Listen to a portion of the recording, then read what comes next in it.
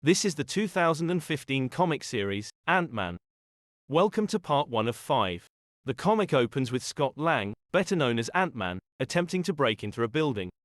He uses his shrinking and his ability to communicate with ants to make his way past a security guard and a series of security devices. He enters an apartment, and stands before a familiar-looking helmet. This is Iron Man's apartment.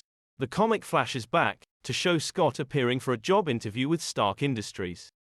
As the secretary looks through his resume, Scott catches him up on his life so far.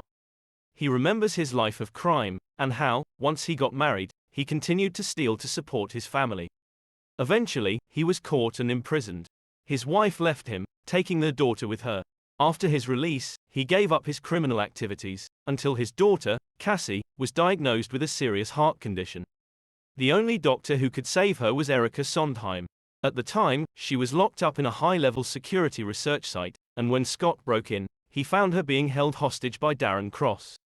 Cross was using Erica to harvest organs from homeless people to keep himself alive.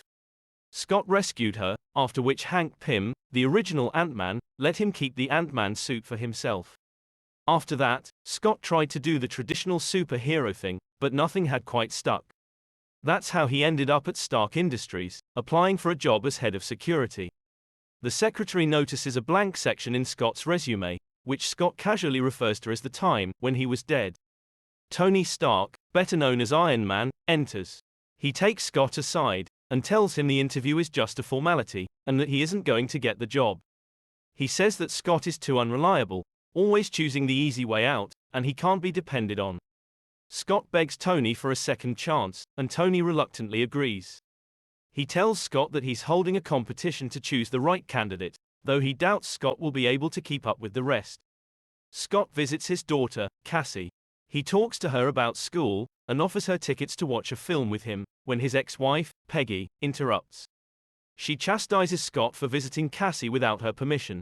When Scott asks if Cassie can spend a weekend with him, Peggy reminds him that he can barely take care of himself, let alone their daughter. Scott tells her that he's applied for a job with Stark, and she is upset. She warns Scott not to drag Cassie into his mess with him. The next day, Scott shows up at Stark Industries and meets the other applicants. They are all considerably younger than he is. Scott is surprised to see Beetle among the applicants. She tells him that she is now reformed.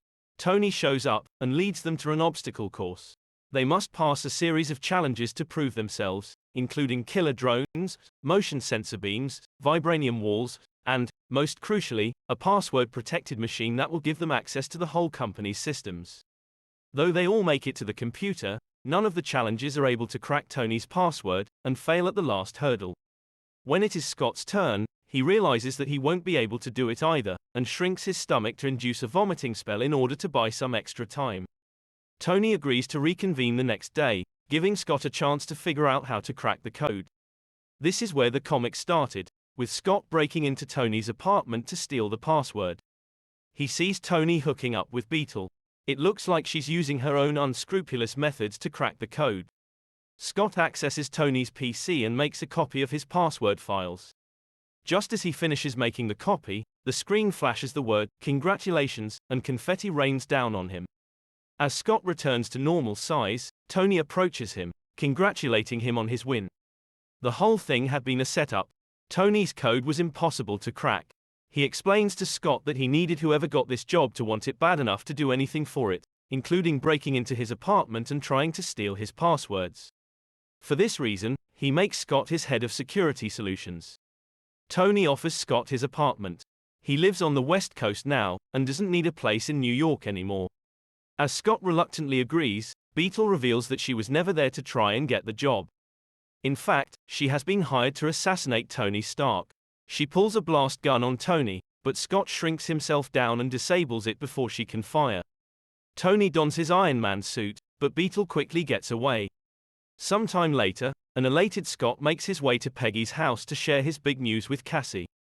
However, when he gets there, Peggy reveals that Cassie is on her way to her aunt's place in Miami. The two of them are moving away. Scott is incensed that Peggy didn't tell him, but Peggy says that she wants to get Cassie to a place where there isn't danger around every corner. She tells Scott that he was never a good husband, but he really tried as a father. Scott decides that he would rather be with his daughter than work for Stark, no matter how great an opportunity it is. He makes his way down to Miami and buys a model of Tony's old apartment, the one he was going to get for himself, from a toy store. He finds Cassie, and they both shrink down. Using Scott's phone as a giant screen, father and daughter settle down to watch the film he had promised her. And that's how part 1 of Ant-Man ends. Join us next time to find out how Scott adjusts to his new life, and whether he will stay out of trouble after all.